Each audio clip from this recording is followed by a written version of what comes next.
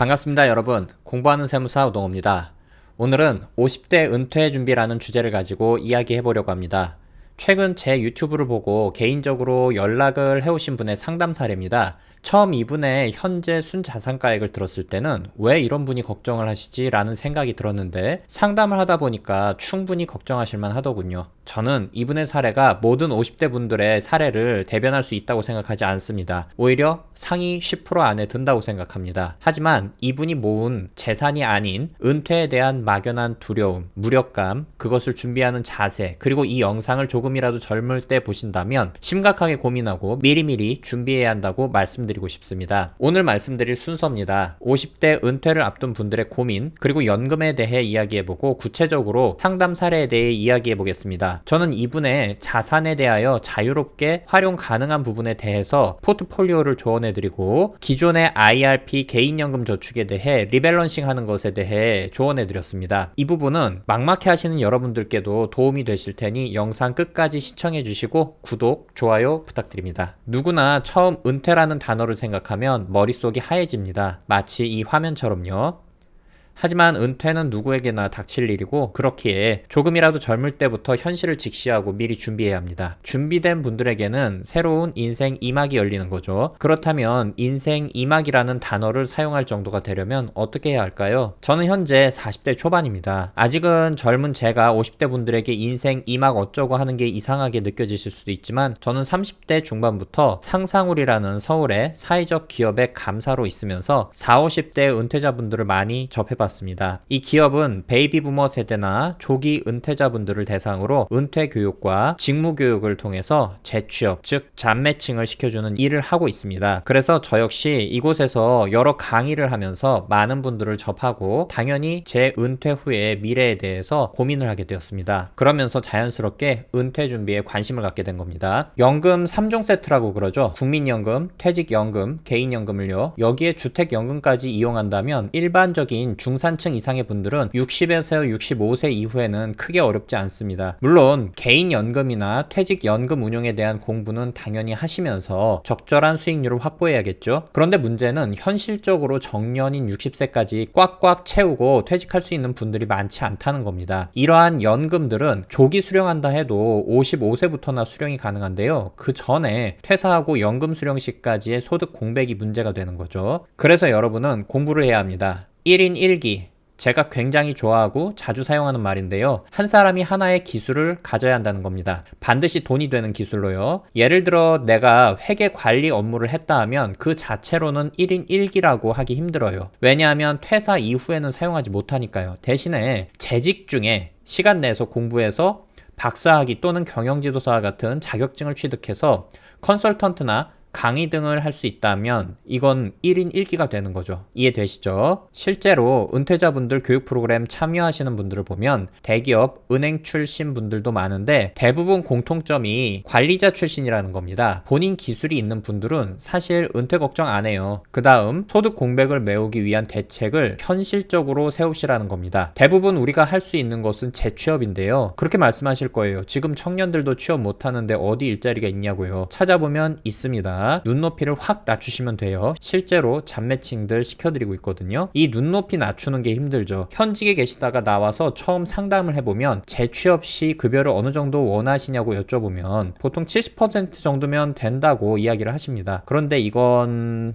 제가 말 안 해도 아시죠? 실제로 은퇴 후 연봉 3천만 원 정도가 보통입니다. 평생 그렇게 사시라는 게 아닙니다. 당연히 노후자금으로 연금 준비를 해놓고 그 시점까지 버티시라는 이야기입니다. 이 기간이 길다면 현실적으로 모아놓은 재산을 지키는 것이 아닌 일부는 소진시키더라도 최대한 원금을 보존시키는 방법을 함께 사용해야 하겠지만 오늘 이 영상에서는 다루지 않겠습니다. 그리고 무엇보다 운동을 꾸준히 하셔야 됩니다. 평소 몸 관리 안 하신 분들 은퇴 후 여러 심리적 요인들이 겹쳐서 건강이 갑자기 안 좋아지시는 경우 많습니다. 기본적으로 건강이 전제되어야 인생 2막이 있는 겁니다. 저는 세무사다 보니까 여러 모임들을 하고 있는데 그 그중 한 모임에서 여성 대표님께서 하셨던 말씀이 기억납니다. 자전거 동호회에서 80대 여성분이 계셨답니다. 어쩌다 과거로 돌아갈 수 있다면 언제로 돌아가고 싶냐는 이야기가 나왔답니다. 여러분이라면 몇 살이라고 말씀하실 것 같나요? 이분은 65세라고 답하셨답니다. 의아하죠? 왜 젊을 때가 아닌지. 이분은 전쟁도 겪으시고 젊은 시절에는 고생을 너무 많이 하셔서 젊을 때는 싫다고 하십니다. 그리고 자녀들 다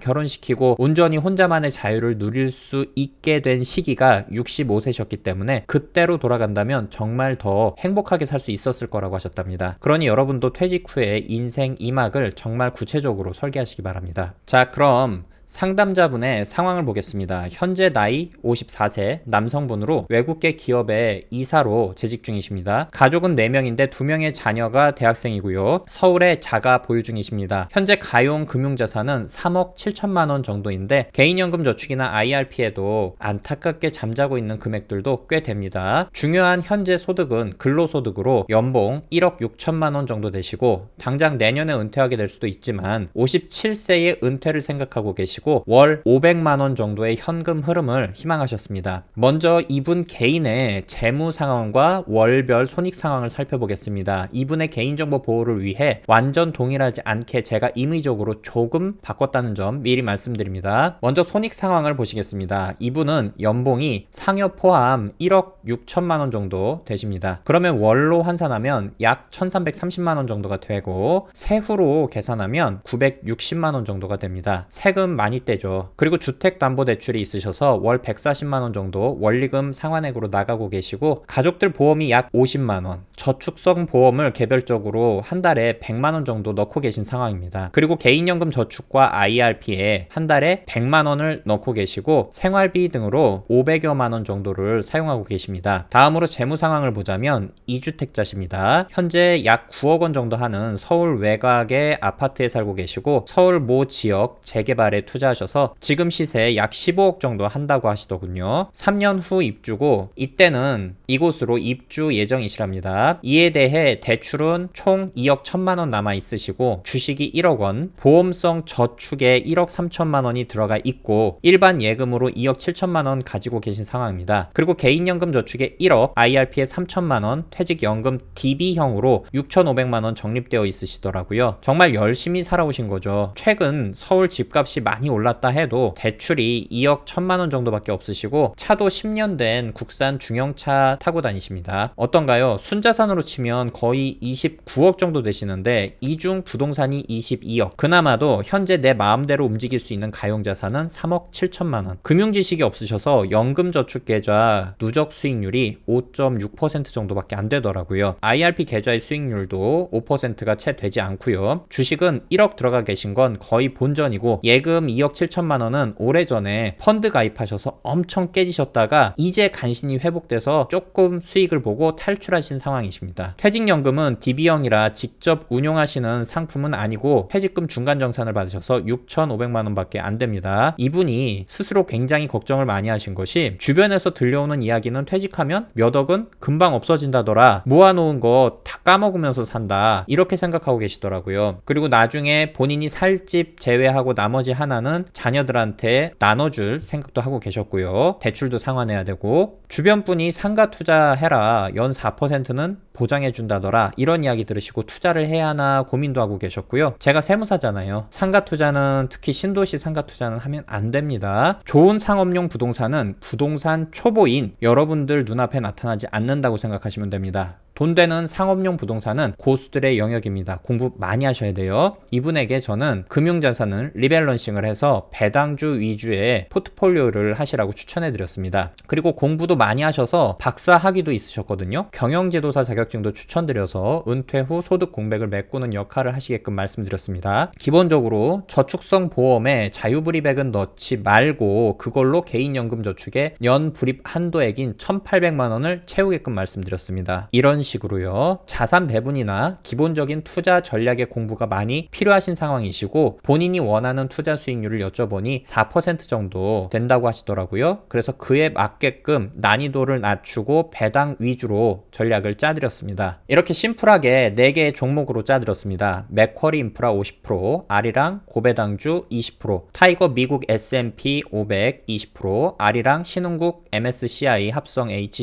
10%, 배당주가 전체의 70% 비중으로 차지하고 이에 따른 포트폴리오 예상 수익률은 세전 6.43%, 물가 상승률을 고려하면 4.43%의 수익률입니다. 세전이에요. 가용자금 3억 7천만 원을 이용하면 월 198만 1,789원이 나오게 됩니다. 그리고 그냥 이거 사세요가 아니라 이런 식으로 자료를 만들어서 드렸습니다. 각 상품 링크를 들어가서 꼭 내부 상품 구성은 어떻게 되어 있는지 직접 공부하시고 이와 유사한 더 좋은 상품으로 바꿔도 된다고 말씀드렸습니다. 여기에는 성장주라는 표현을 썼는데 이건 그냥 제 표현 방식입니다. 타이거 미국 S&P 500, 아리랑 신흥국 MSCI 같은 거요. 그리고 중요한 게 우리는 고점이 언제인지 저점이 언제인지 맞출 수가 없기 때문에 한꺼번에 사면 안 되고 반드시 분할 매수하시라고 말씀드렸습니다. 매월 1회 날짜 정해놓고 12회 정도로 나눠서 사시라는 거죠. 가용자금 3억 7천만 원은 이렇게 짜드리고 개인연금 저축과 IRP 역시 기본 예금으로만 되어 있는 상태에서 이러한 유사한 포트폴리오로 변경하시라고 말씀드렸습니다. 특이점은 이 회사에서는 정년 60세인데 그 전에 퇴직을 하게 되면 Early Retirement Plan ERP라고 해서 위로금조로 목돈을 주는데 57세에 퇴사하시면 약 5억 정도 나온다고 하시더라고요.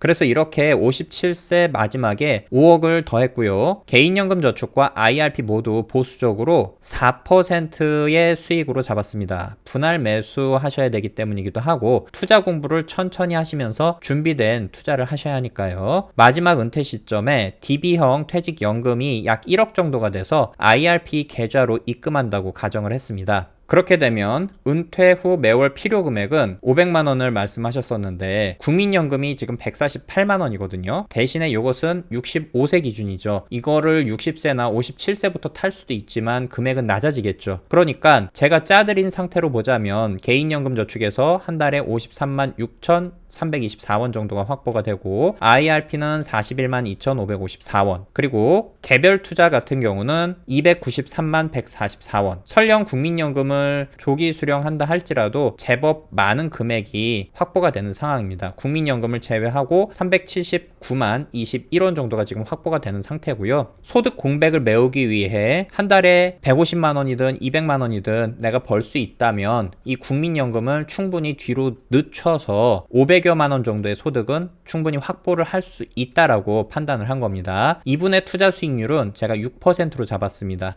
공부를 열심히 하셔서 8%나 이런 식으로 올리게 되면 매월 수익 금액은 더 늘어나게 되는 것은 당연한 거고요. 공부의 중요성인 겁니다. 제가 마지막으로 여러분들께 드리고 싶은 말씀은 투자는 누가 해주는 것이 아니라는 겁니다. 그 혜택도 여러분이 보고 손실도 오롯이 여러분의 몫인 겁니다. 여러분의 지식은 자식들에게도 되물림이 되고요. 그러니 부디 주식 리딩방이나 이런 곳에서 종목 찍어주는 거 하지 마시고 직접 공부하시기 바랍니다. 여러분의 경제적인 인사이트를 키워줄 수 있는 좋은 유튜브 채널들 많잖아요. 귀찮아하지 마시고 제 채널도 참조해서 공부해 나가시기 바랍니다. 자, 오늘 영상은 여기까지입니다. 경청해 주셔서 감사하고 도움되셨다면 구독, 좋아요 부탁드리겠습니다. 좋은 하루 되십시오.